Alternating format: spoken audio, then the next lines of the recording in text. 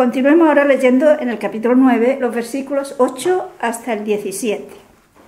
Dijo Dios a Noé y a sus hijos con él: He aquí que yo establezco mi alianza con vosotros y con vuestra futura descendencia, y con toda alma viviente que os acompaña, las aves, los ganados y todas las alimañas que hay con vosotros, con todo lo que ha salido del arca, todos los animales de la tierra.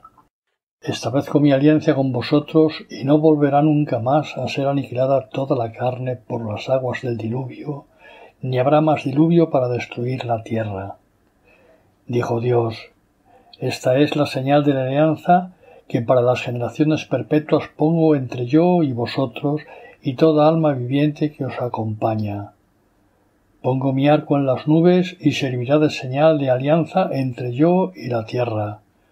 Cuando yo anuble de nubes la tierra, entonces se verá el arco de las nubes. Y me acordaré de la alianza entre yo y vosotros y toda alma viviente, toda carne, y no habrá más aguas diluviales para exterminar toda carne. Pues en cuando esté el arco en las nubes, yo lo veré para recordar la alianza perpetua entre Dios y toda alma viviente, toda carne que existe sobre la tierra. Y dijo Dios a Noé: Esta es la señal de la alianza que he establecido entre yo y toda carne que existe sobre la tierra. O sea, fijémonos que hay una alianza de Dios con toda la generación, con toda la tierra. Es decir, es una alianza con toda la creación y para siempre.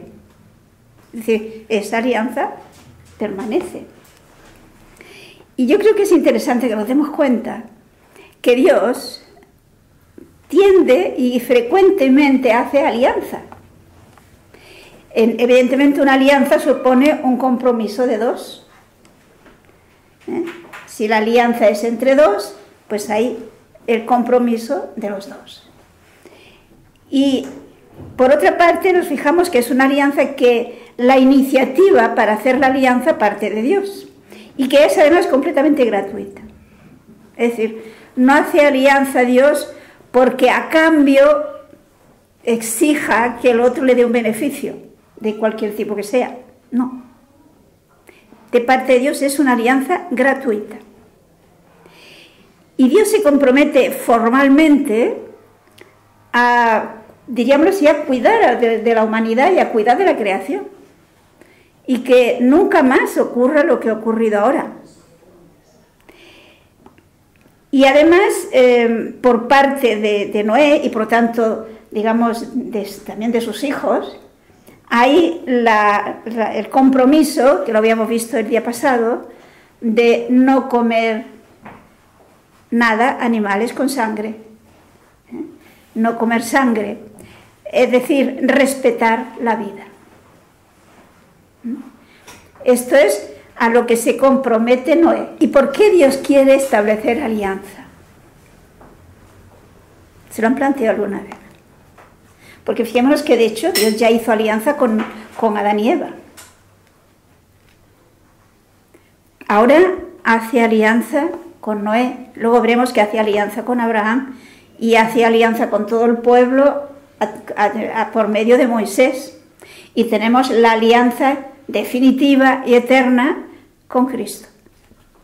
¿Y por qué? Fijémonos que todas estas alianzas son iniciativa de Dios y gratuita. Con lo cual, fijémonos que nos está indicando, por decir de alguna manera, el proyecto de Dios, que nos lo dirá de una manera, ahora nos llevaría muy lejos para comentarlo, pero en la carta a los Efesios lo desarrolla ampliamente San Pablo. Y fijémonos que ese proyecto de Dios es que la humanidad, y a través de la humanidad todo el cosmos, quede incorporado en la Trinidad. Es decir, que participe de esa vida comunitaria de Dios uno y trino. Y esa vida comunitaria es una relación de amor recíproco. Y si nos fijamos, eso es lo que Dios va invitando a hacer. Y por eso nos creó a imagen y semejanza suya, para que seamos capaces de esa alianza con Dios. Y por lo mismo, en la medida que nosotros vivimos esa alianza a fondo, conscientemente y coherentemente, nos desarrollamos como personas y crecemos en la auténtica felicidad. Aquella afirmación que de San Agustín: Señor, nos has hecho para ti y nuestro corazón está inquieto hasta que no descanse en ti.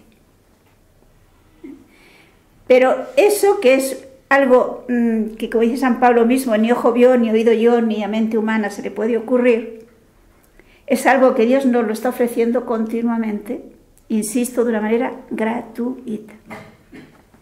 Sería bueno que nos preguntáramos, ¿y yo cómo respondo a esa invitación de hacer alianza con Él? Porque a veces casi que nos parece que Dios es un poco que hay que tener cuidado porque según cómo es demasiado exigente. Eso es no conocer a Dios y no aquello que dirá, creo que San Pedro, si es que habéis visto cuán bueno es el Señor. Es no entender, no haber conocido mínimamente quién es Dios. Pues aquí tenemos Dios proponiendo hacer alianza con toda la humanidad a través de Noé. Y el arco iris nos presenta como una señal de ese pacto. Aquí tenemos una serie de antropomorfismos, que el arco iris servirá para que Dios se acuerde de que había hecho alianza. Pero Dios no necesita recordar nada, porque Dios no tiene memoria, no la necesita. Porque para Dios siempre es hoy, siempre es ahora. Pero es una señal que le viene bien al hombre, nos viene bien a nosotros.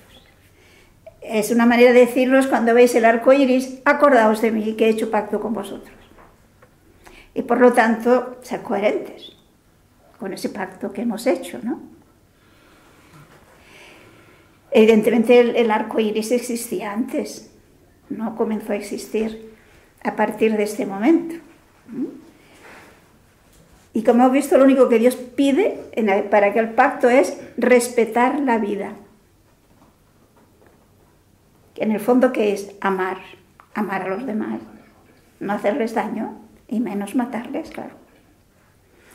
Bueno, continuemos, versículos del 18, podemos seguir hasta el 18 y 19. Los hijos de Noé que salieron del arca eran Sem, Cam y Jafet. Cam es el padre de Canaán. Estos tres fueron los hijos de Noé, y a partir de ellos se pobló toda la tierra. Vale, o sea, fijámonos que aparecen aquí Noé y sus hijos, digamos Noé en concreto, como el padre de la nueva humanidad. Toda la humanidad anteriormente ha desaparecido.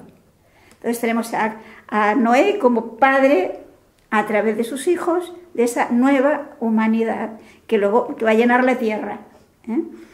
Pero es una humanidad regenerada. Toda la anterior ha desaparecido, toda la anterior que era corrupta. Es interesante, quizás podríamos leer un texto que está en el en el Eclesiástico, el capítulo 44, versículos 17 al 19. Perfectamente justo Noé fue hallado, en el tiempo de la ira se hizo reconciliación. Gracias a él tuvo un resto la tierra cuando llegó el diluvio.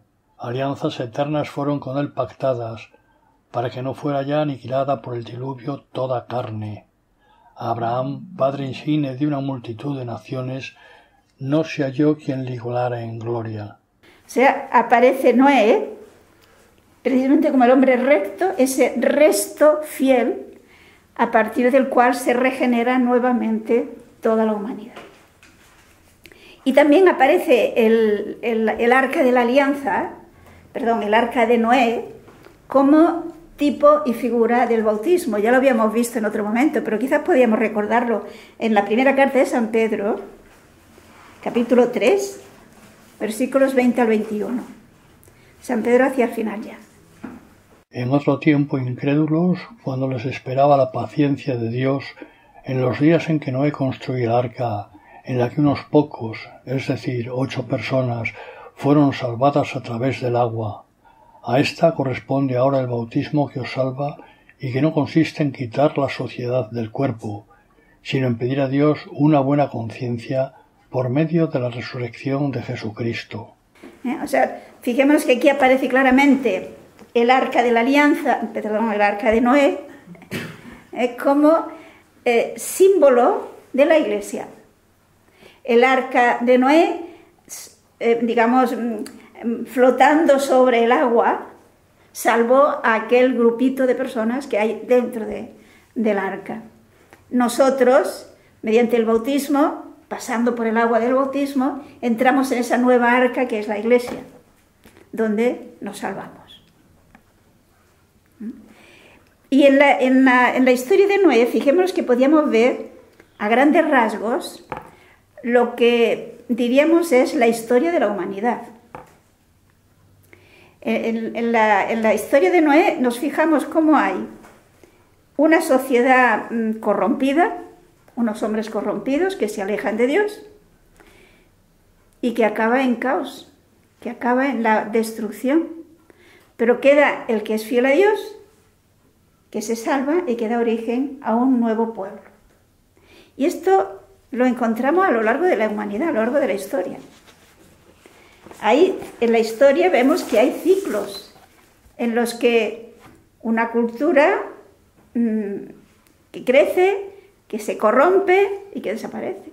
Y siempre queda el resto fiel que da origen. Es decir, el cielo y la tierra pasarán, pero la Iglesia, la palabra de Dios que nos transmite la Iglesia, permanecerá siempre.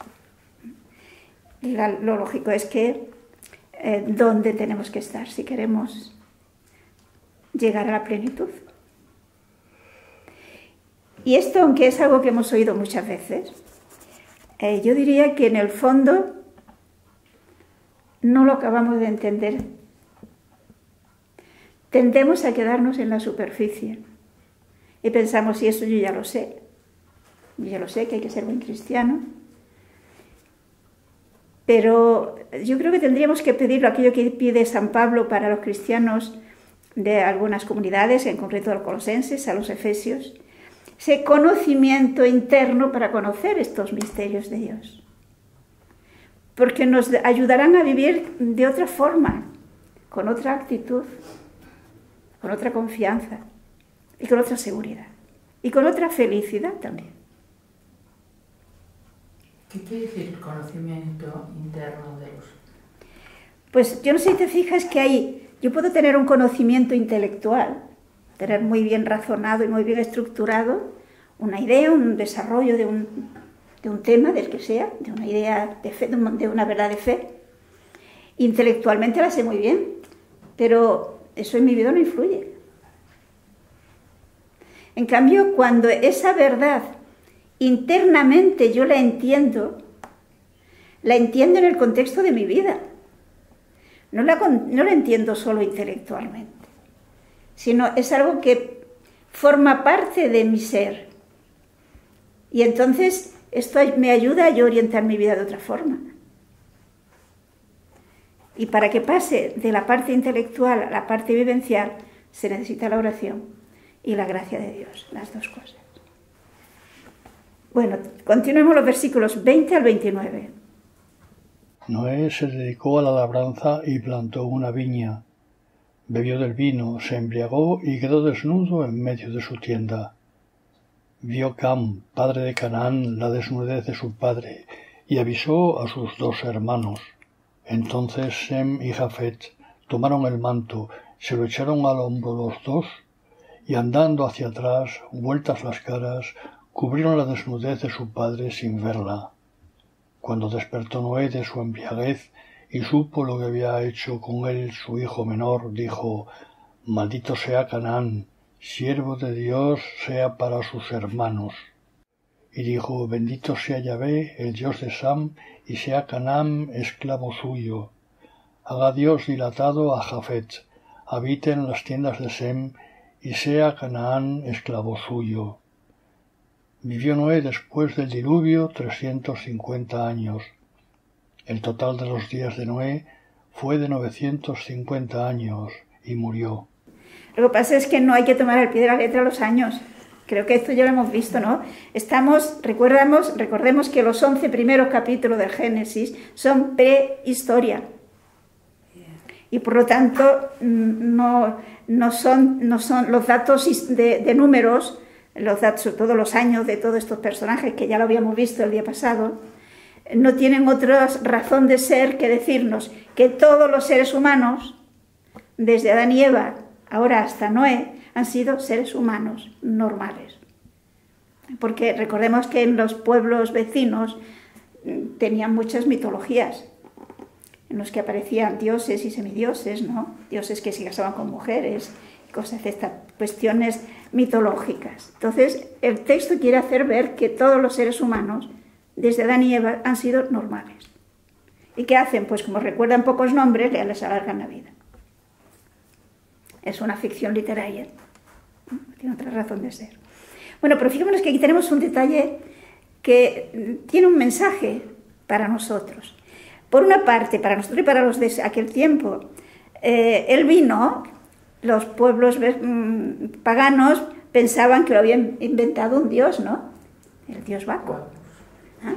Pues aquí nos quiere decir que no fue ningún dios el que inventó el vino, lo inventó Noé. Es decir, es el resultado de un tiempo, de un avance en el conocimiento de la botánica o como queramos, de los efectos de la fermentación, en este caso del zumo de la uva, ¿no? Y aparece como que Noé no conoce los efectos y bueno, pues bebe demasiado y se embriaga. Pero observemos la actitud de Cam y la actitud de los otros dos hermanos. Fijémonos que el primero que encuentra a su padre bebido y de mala manera, de medio desnudo, dice, es Cam. ¿Y cómo reacciona Cam cuando ve a su padre en esa situación? Por el contexto, si se fijan, es una actitud de burla de su padre, de alguna manera de menosprecio de su padre. Se lo va a comentar a sus hermanos. La actitud de los otros hermanos es la de sumo respeto hacia su padre. No quieren verlo desnudo, no quieren verlo en aquella situación. Y por lo tanto van de espaldas y lo cubren. Es decir, fijemos que en la Biblia aparece como que el exceso de vino, el embriagarse, es algo que disminuye la dignidad humana. Que hace que el ser humano pierda dignidad. Y que por lo tanto, es algo indigno del ser humano, que es un ser racional. Pero al mismo tiempo, la importancia del padre, la importancia de la autoridad paterna, que es muy importante, porque a veces se quieren poner en igualdad el padre y el hijo igual. No. Y esto trae consecuencias de no saber respetar la dignidad paterna y la dignidad materna, ¿no? Hay muchos textos en la Biblia que insisten en esta idea del respeto del padre y de la madre. Entonces aquí vemos cómo tanto Sem como Jafet pues tienen esa actitud de respeto hacia Noé. Y por esto Noé, cuando despierta y sabe lo que ha pasado, si se han fijado, no maldice a Cam. ¿A quién maldice? A Canaán. ¿Y por qué no maldice a Cam? Porque a Cam lo había bendecido Dios. ¿Se acordemos?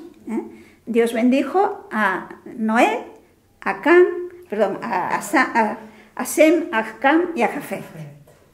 Por lo tanto, a Cam no lo puede maldecir, pero lo maldice su hijo. Son maneras de presentar ese respeto a no contradecir, ¿no?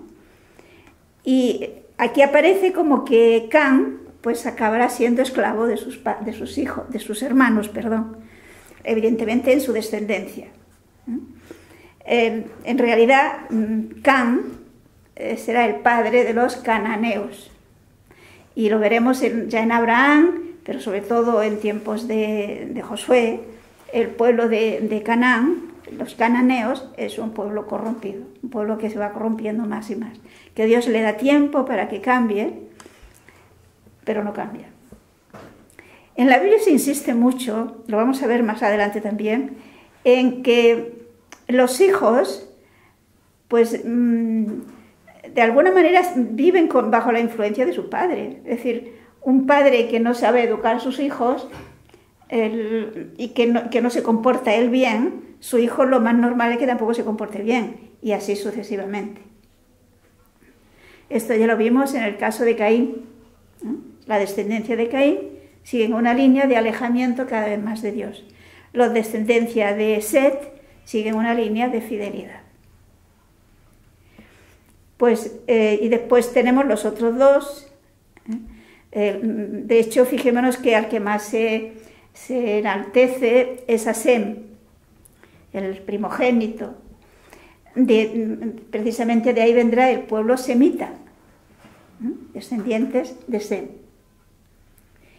que será donde saldrá el pueblo al cual Dios escogerá y del cual seguirá haciendo la revelación.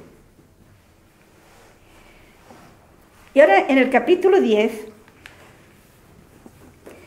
tenemos un capítulo que tiene mucha importancia en el sentido de que es el documento más antiguo en el que se nos da nombres de personas y de pueblos de aquel tiempo antiguo, pero que no tiene más sentido que hablarnos de esta descendencia de Sem, esta descendencia de Noé a través de Sem, Cam y Jafet. Yo no sé si quieren que lo leamos, pero en realidad son una serie de nombres en las que aparecen, digamos, sin distinción, tanto nombres de personas como nombres de ciudades. Por ejemplo, aquí vemos a Nínive. Nínive es una ciudad. Entonces yo continuaría y leeríamos desde el versículo 31. Estos fueron los hijos de Sem, según sus linajes y lenguas, por sus territorios y naciones respectivas.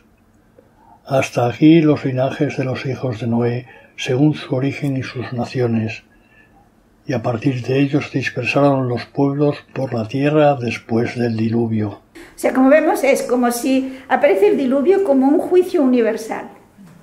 Se ha juzgado una generación, entonces a través de Noé surge otra que va llenando la tierra.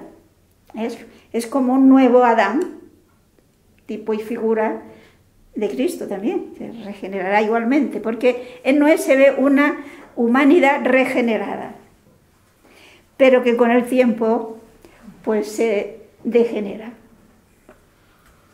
Es lo que ocurre porque tenemos la inclinación al mal, consecuencia del pecado original, y somos libres. Porque esto es una verdad que ha quedado muy clara, pienso yo, cuando vimos lo de el caso de Caín. La tentación está acechándote como una fiera, pero tú la puedes dominar. Somos libres, la libertad no la hemos perdido, ni mucho menos. Bueno, entonces ahora en el capítulo 11 tenemos la confusión de lenguas, la Torre de Babel, que todos escuchamos cuando éramos pequeños, ¿verdad? Pero vamos a intentar de profundizar en lo que significa la Torre de Babel. Evidentemente nos la sitúa en Mesopotamia, cerca relativamente del Tigris, que servía de medio para transportar pues lo que van a necesitar para construir, ¿no? Comencemos leyendo desde el versículo 1. Todo el mundo era de un mismo lenguaje e idénticas palabras. Al desplazarse la humanidad desde Oriente, hallaron una vega en el país de Sennaar y allí se establecieron. Entonces se dijeron uno a otro: «Ea, vamos a fabricar ladrillos y a cocerlos al fuego». Así el ladrillo les servía de piedra y el betún de argamasa. O sea, tenemos, si nos fijamos, nos presenta la humanidad unida. Unida hablando un solo idioma. Lo cual no quiere decir que los idiomas surgieron a partir de Babel.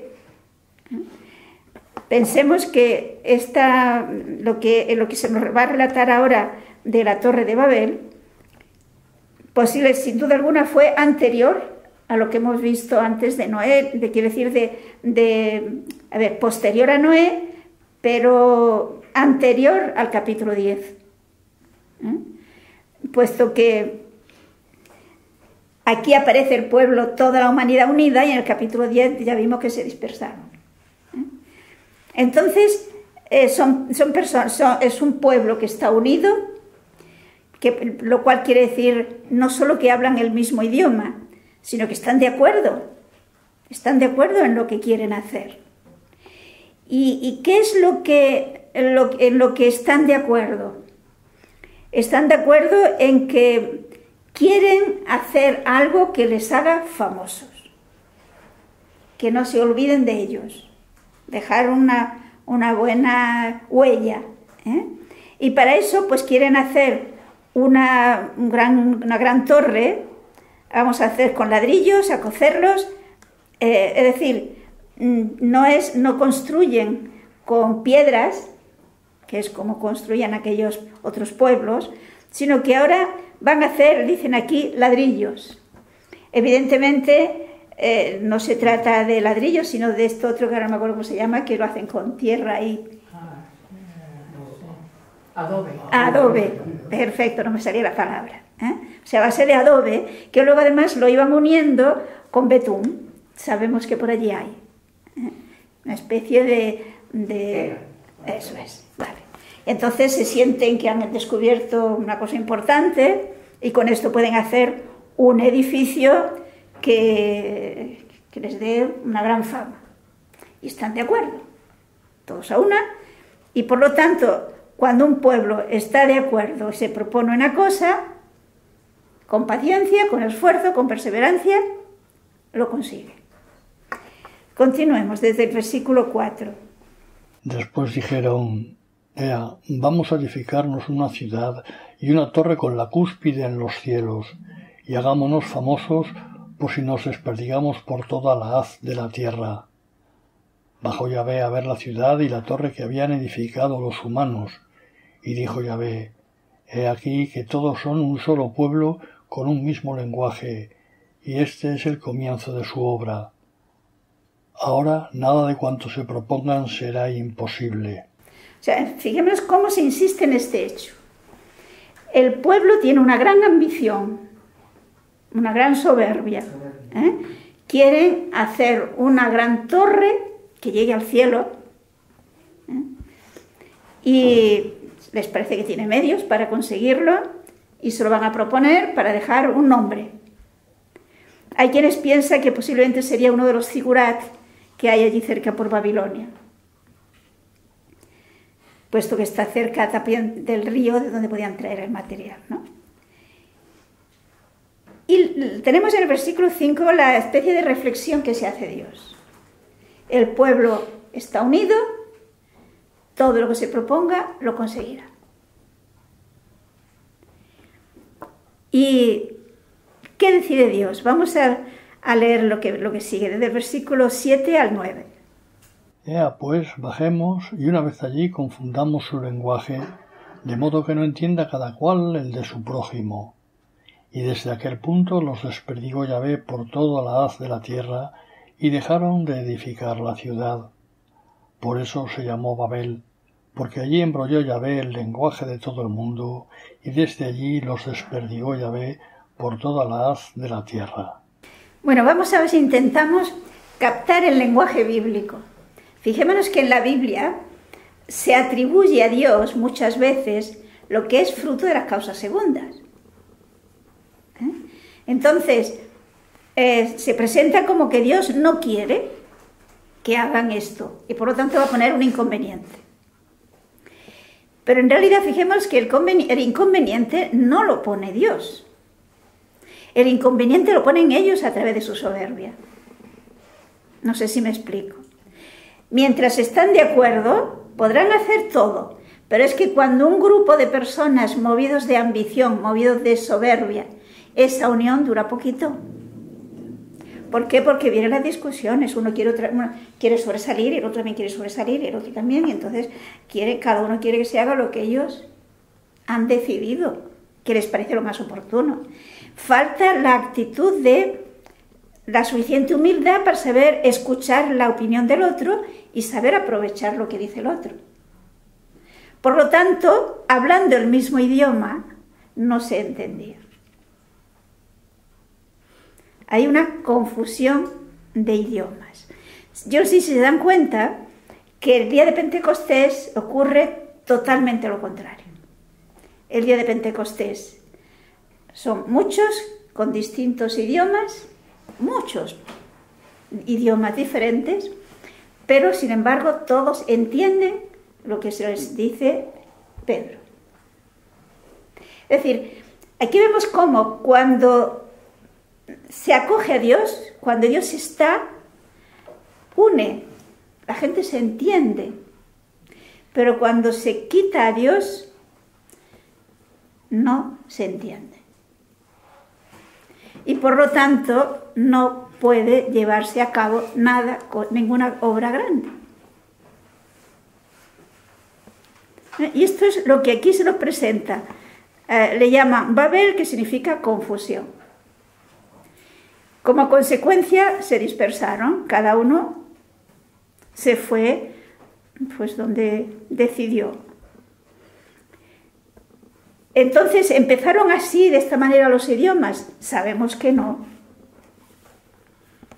Los idiomas son el resultado de un comunicarse, que el lenguaje es una cosa viva y va evolucionando. Pero esto supone tiempo. No es normal, no es posible, de hecho, humanamente hablando, que varias personas que hablan el mismo idioma, al día siguiente ya resulta que no se acuerdan de su idioma y hablan otro que han aprendido aquella noche. ¿Me explico? Eso no es. Los idiomas se van formando, evolucionando, partiendo de un tronco común, digámoslo así. Incluso me recuerdo que había, aunque esto quizás sea un poco irse del tema, pero conocí a un sacerdote que ahora ya murió, que él afirmaba que todos los idiomas tienen un tronco común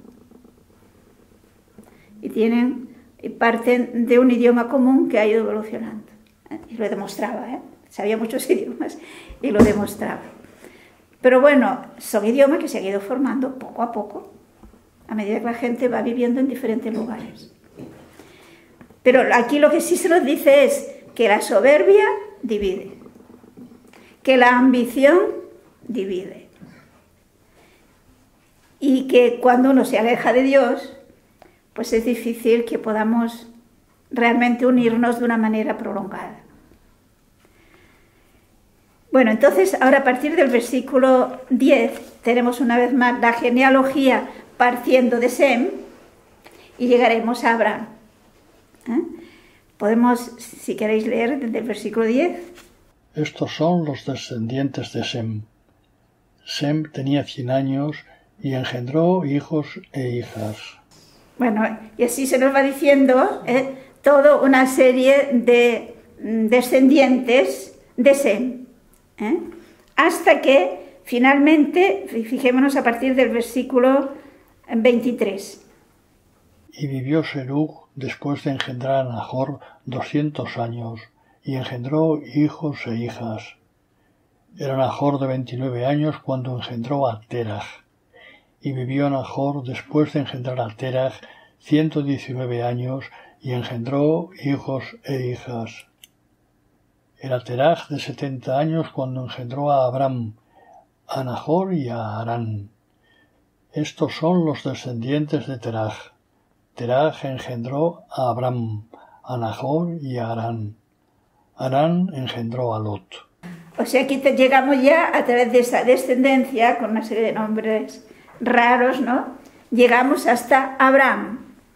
Fijémonos que nos vamos a quedar, si les parece, con el nombre del padre de Abraham y sus hermanos. O sea, Teraj es padre de Abraham, y no solamente de Abraham, sino también de Nahor y de Harán. son los tres hijos de Terah. Se nos va a hablar sobre todo de Abraham, pero también nos encontraremos después que se hablará un poco de los otros. A continuación nos va a hablar de seguir hablándonos de la descendencia. Fijémonos que ya en el capítulo 12 empezaremos la historia propiamente. Ya comenzará la historia de la salvación. Hasta ahora es prehistoria. Podemos seguir leyendo desde el versículo 27 hasta el final del capítulo. Y murió en vida de su padre Terah en su país natal, Ur de los Caldeos. Abraham y Nahor se casaron. La mujer de Abraham se llamaba Sarai y la de Nahor Milcá, hija de Harán, padre de Milcá y de Yiscá. Sarai era estéril y no tenía hijos. Terah tomó a su hijo Abraham, a su nieto Lot y a Sarai su nuera, mujer de Abraham, y los hizo salir de Ur de los Caldeos para ir al país de Canaán. Pero al llegar a Harán se quedaron allí. Terah vivió 205 años y murió en Harán. Bueno, aquí tenemos ya situado históricamente a Abraham y su familia. O sea, tenemos que Terah, hermano de Abraham, muere joven y deja un hijo, que es Lot, que después vamos a encontrárnoslo. Lot, por lo tanto, se hace cargo de Lot, su padre, o sea, el abuelo de Lot, aunque finalmente se quedará con Abraham, su tío. Se nos habla de las mujeres, de cada una de ellas, de cada uno de ellos, y se insiste en que la mujer de Abraham, Sarai, era estéril. Veréis que ahora se dice Sarai, llegará un momento en que se le cambiará. También Abraham, fijémonos que aquí es Abraham, no Abraham, que será el nombre que Dios en un momento dado le cambia el nombre a Sarai y a Abraham. ¿Y por qué? El cambio de nombre en la Biblia tiene un sentido especial, indica una relación especial con Dios e indica una misión especial. Entonces, recordemos, por ejemplo, en el Nuevo Testamento a Pedro. Simón se le da el nombre de Pedro, porque su misión de ser piedra en la iglesia. Pues esto es, también encontramos varios casos de cambios de nombre en el Antiguo Testamento. Aquí el cambio de Sara, como cuando llegue, y de Abraham. Luego tendremos también el cambio de nombre a Jacob. Pero bueno, esto ya lo iremos viendo cuando llegue el momento del cambio de nombre. Y se nos ha dicho, si se han fijado, que Terah, con su nieto Lot, con su hijo Abraham, la esposa de este, sale de Ur de los Caldeos y se establece en Harán. Y a partir de aquí es cuando ya tendremos la historia de Abraham. Podemos comenzar a estudiar un poco la historia de Abraham. Fijémonos que Abraham es de una importancia extraordinaria. Será, de hecho, es el padre del pueblo de Dios. Pensemos que la humanidad se fue alejando de Dios. Se va introduciendo la idolatría, el creer en muchos dioses, que era lo que estaba en el ambiente. O sea, se iba degenerando. Es decir, pensemos que todavía lo que es la revelación no había comenzado. Entonces, ¿cómo conocían a Dios? San Pablo nos dirá en la carta a los Romanos que a través de la creación se puede llegar al conocimiento de Dios. Y además a través de la voz interior de la conciencia. Y yo diría que también a través de nuestra misma naturaleza, que exige la existencia de un ser superior con quien apoyarme, en quien contar, que sepa, que me proteja. Es decir, la idea del creador se puede decir que es una necesidad. El ser humano es religioso por naturaleza. Pero claro, esa tendencia a apoyarse en Dios tiene que apoyarla, es decir, la inteligencia me tiene que indicar caminos. Entonces el hombre va buscando a Dios. Lo tenemos ya desde Caín y Abel, ¿no? Pero a causa de las mismas desórdenes humanos, pues se va mezclando con, y de hecho haciendo una imagen de Dios que es más una imagen humana, se inventan dioses a imagen humana. Por lo tanto, si Dios quería que la humanidad le conociera a Él realmente, era necesario que Dios se revelara. Y por lo tanto, fijémonos que es Dios el que, llevado de su amor al hombre, irrumpe en la vida humana, irrumpe haciéndose presente de un modo especial. Y esto comenzará con Abraham. Abraham, por lo tanto, es un hombre que corresponde efectivamente a lo que Dios le pide, puesto que es libre como todo ser humano, y hay una providencia especialísima de Dios con Abraham. Y fijémonos que es muy importante, y esto lo iremos viendo, cómo de hecho Dios va educando a Abraham, digamos, respetando su libertad. Y por lo tanto, y de sus mismos errores, irá sacando experiencia, por decirlo así, con la ayuda de Dios, e irá superando y perfeccionándose cada vez más. Pero lo fundamental es que Abraham crea a Dios. Yo creo que es importante que se den cuenta ese matiz, esa diferencia de matiz. Los demás pueblos también creían en Dios. Pero Dios le pide a Abraham que crea a Dios, que le escuche, que acepte lo que Dios le dice, que le crea lo que Dios le dice y por lo tanto que viva en consecuencia con eso que Dios le dice. Y Abraham veremos que vive poco a poco, cada vez más en plenitud, esa total fiarse de Dios. Y por lo tanto Dios puede hacer maravillas con él. Y esto es muy importante porque recordemos que nos dirá luego San Pablo que Abraham es nuestro padre en la fe. Porque Abraham creyó a Dios, nosotros creemos. Es el primer hombre, el primer ser humano que se fía del todo de Dios, Dios hará alianza con él y hay un compromiso con esa familia que se va manteniendo por parte de Dios. Hay infidelidades, pero sin embargo Dios siempre permanece fiel. Es la gran obra de Dios, que en el fondo es lo que ocurre con cada uno de nosotros. Bien, pues vamos a empezar un poco este capítulo 12 y podemos empezar leyendo desde el versículo 1 hasta el versículo 3. Yahvé dijo a Abraham: vete de tu tierra y de tu patria y de la casa de tu padre a la tierra que yo te mostraré. De ti haré una nación grande y te bendeciré. Engrandeceré tu nombre y sé tú una bendición. Bendeciré a quienes te bendigan y maldeciré a quienes te maldigan. Por ti se bendecirán todos los linajes de la tierra. Plantémonos un poco qué es lo que Dios le pide a Abraham. Pensemos que en aquel tiempo una persona, una familia, lo que le daba seguridad es lo grande y lo fuerte que fuese su tribu en la cual pertenecía. Porque si no, otra tribu más fuerte la domina y la esclaviza. Y lo que Dios le pide a Abraham es que deje esa seguridad humana y le siga a él. Y siga sin decirle en concreto a dónde tiene que ir, no. A la tierra que yo te diré. Es decir, fíate de mí y sigue, ve hacia donde yo te diga. ¿Y qué le promete Dios?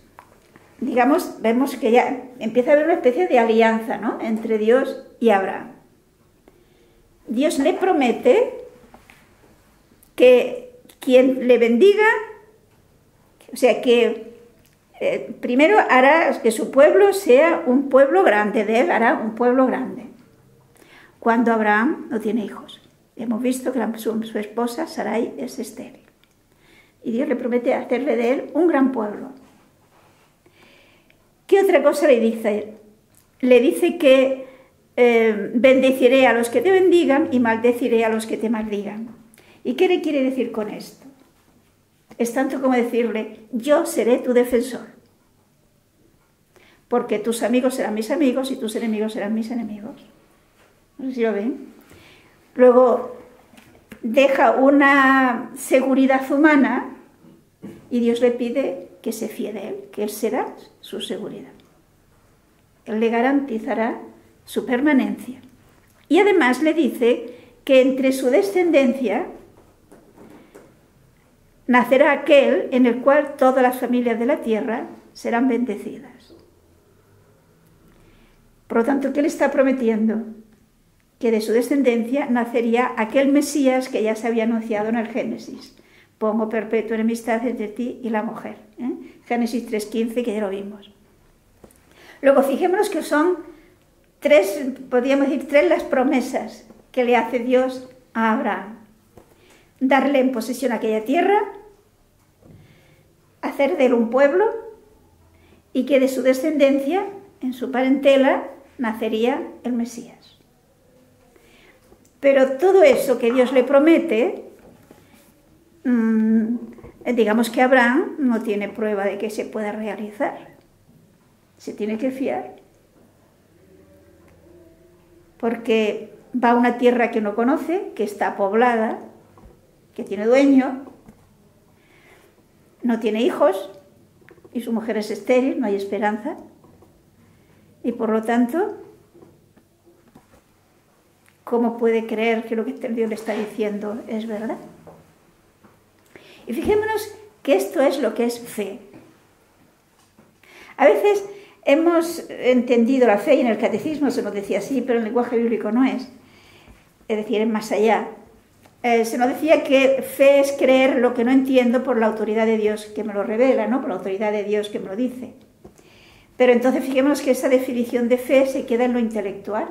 Yo acepto una verdad que se me dice, aunque no la entiendo, pero como la dice Dios no me puede engañar, le creo. Pero aquí fe va más allá. Evidentemente yo le creo, pero fe en sentido bíblico significa yo me fío, yo lo acepto en mi vida. Porque fijemos que a Abraham no se le exige sencillamente que crea que Dios es uno, que es fiel y que cumple lo que dice, ¿no? Se le pide que actúe en consecuencia. Se le pide que salga de su tierra, que deje la seguridad humana que tiene y se fíe de que Dios, al que no ve, es el que le va a proteger. Y se fíe de que Dios le va a hacer padre de un gran pueblo. Y que viva como si eso ya lo tuviera. Esto es fe, es creer a Dios, que es más que simplemente creer en Dios. Y esa fe es la que se nos pide a nosotros. Cuando la fe del cristiano se queda en aceptar las verdades que recitamos en el credo, pero nuestra vida va por otro lado, San Pablo dirá que es peor que un infiel, que ha renegado de su fe. Porque mi vida en mi vida, es decir, yo demuestro que creo a Dios con mi vida, con las obras. Si me quedo simplemente con lo que creo intelectualmente, no cambia mi vida eso. Y Abraham nos da el ejemplo de esta fe que se fía, que está seguro de que lo que Dios le dice es, aunque lo que ve le diga todo lo contrario. Pues bueno, puede ser una buena idea, ¿no?, para recordarla. Y quedamos por hoy, puesto que tenemos ya la hora, y Dios mediante continuaremos.